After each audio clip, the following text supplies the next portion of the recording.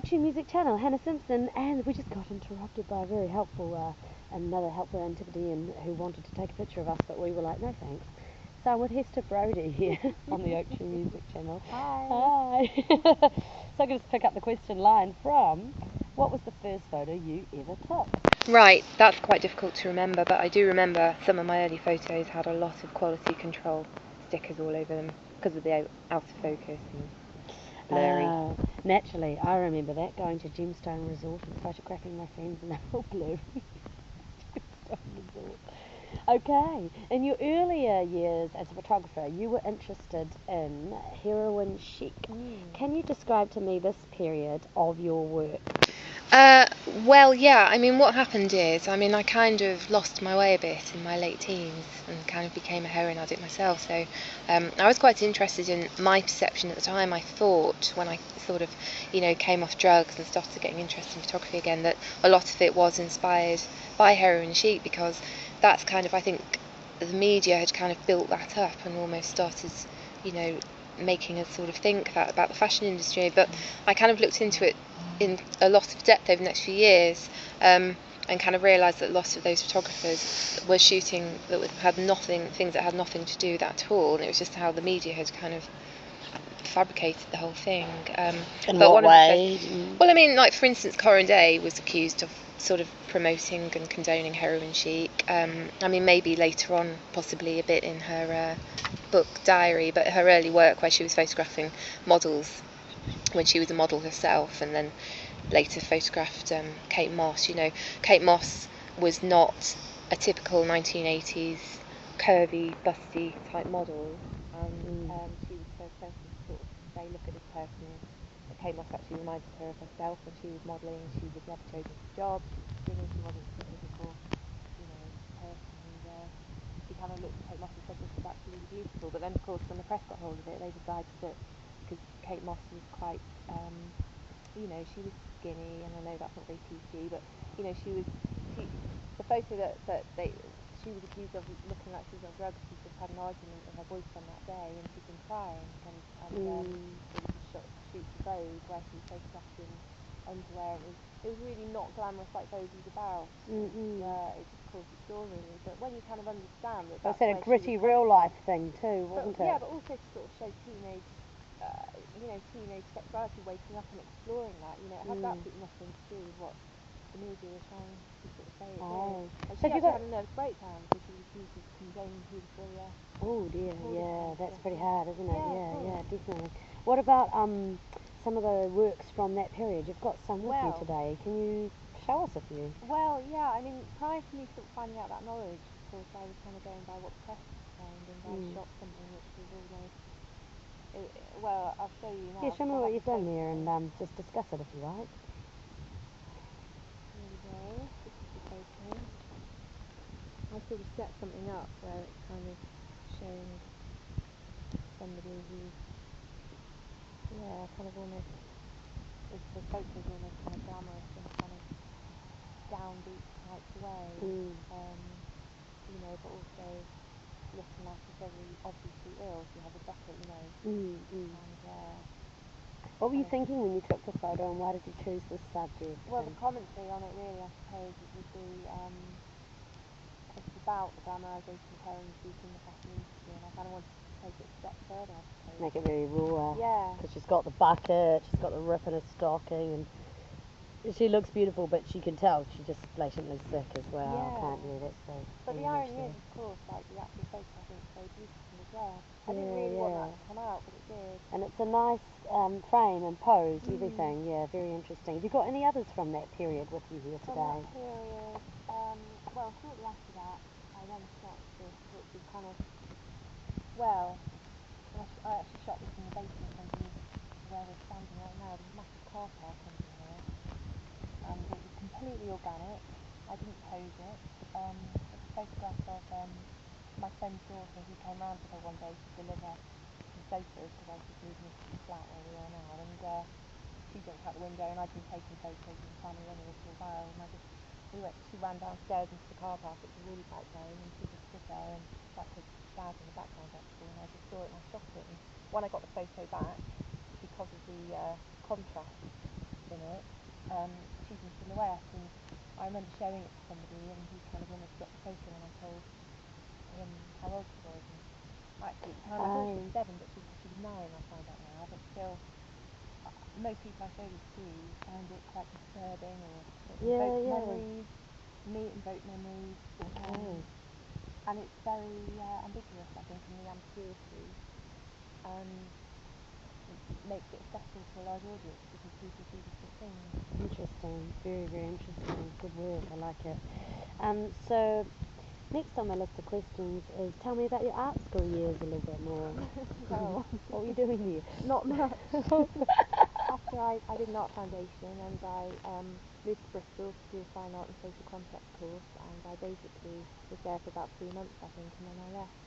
And I kind of thought, at the time I could kind of just do stuff that I needed to do without being in college, which I think that's still true. I've never really been that good with discipline.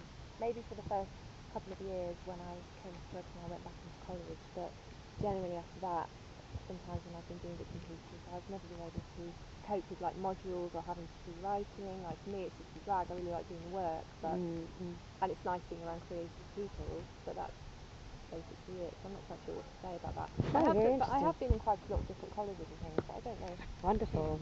That's great. So tell me about your current portraiture work. Why do you like people, and who do you choose and why? I choose people who generally I have a relationship with or have had, and I think that's the interesting thing about this portrait work that I'm shooting at the moment. I've done quite a lot of kind of commercial type stuff over the years because basically I've needed to earn money, and I know that kind of can be like, oh, I've sold out, but I kind of don't think so because I've always learned stuff. I've done lots of documentary work, I've done documentary cub work, showing relationships between people, but this is my personal stuff that I'm working on at the moment. Yeah, let's have a look at some of that. Wonderful. Okay, so I basically, the theme of it really is like to do with the relationship, the history of this flat, because where I live now is built on the site. You can see the warehouse in the background.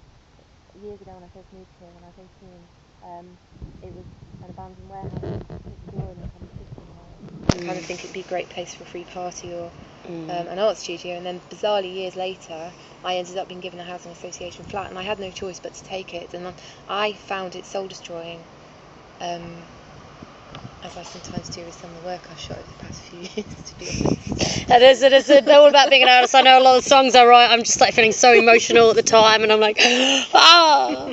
And then I'm later 6 months later, I'm like, oh, that's a brilliant song, or I know it's brilliant, even though I'm feeling like, what, when I'm writing it. So it's part of it, isn't it? It's us, I think so. Us emotional creatures we are. Yeah, well, sometimes I feel like the stuff isn't really getting to where I really am in myself, and that disturbs me even more. But anyway, so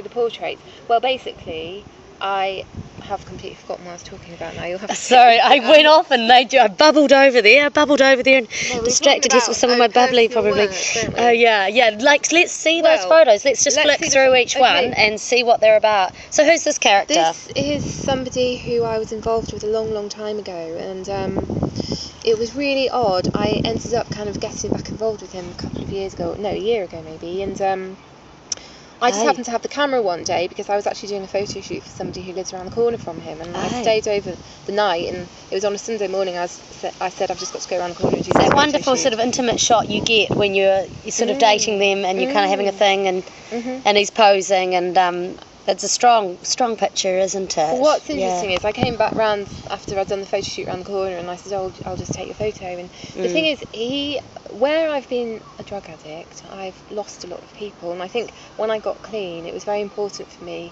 to sort of almost collect up the people who I thought a lot of people in my life had gone, and then gradually people have come back, or I you realise who the good ones are and who actually want to be your mates. Not even that, but just I thought when I got clean, I had no one.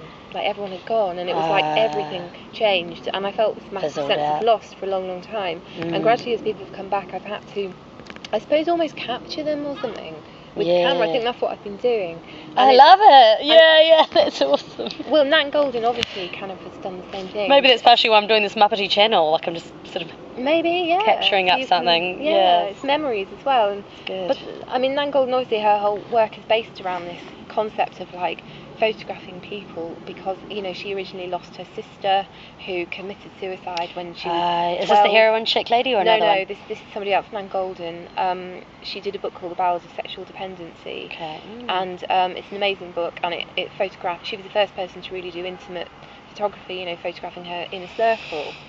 And obviously that's all she's ever done. Of course, I've kind of gone off and done other, photo shoots that don't necessarily mean that much to me, in terms of the people who I'm shooting, but she has always done that, and she said that she thought that she could somehow, when her sister died, she said after a few years it faded from her memory and she could not even remember what her sister looked like, and she was so terrified that would happen again with other people in her life that she would constantly photograph, and she said, after a lot of those people, because she lived in New York, she had a lot of transsexual friends, a lot of gay friends, there was a lot of deaths in the 80s from AIDS. She said after that she realised no matter how many photos she took, still she could never bring them back. Oh gosh, and it's really poignant. Yeah, that's lovely. I mean, lovely but tragic. I mean, it's but an tragic. interesting process. Yeah, I can see the process. And there's some feeling that I get when I'm photographing certain people here in my life that I don't. So you didn't lose this one, did you? I did lose this one. He died? He was a distant memory. No, he didn't die. He came back in the photo, but for a long time, I was about 19, I think, when we were involved. So.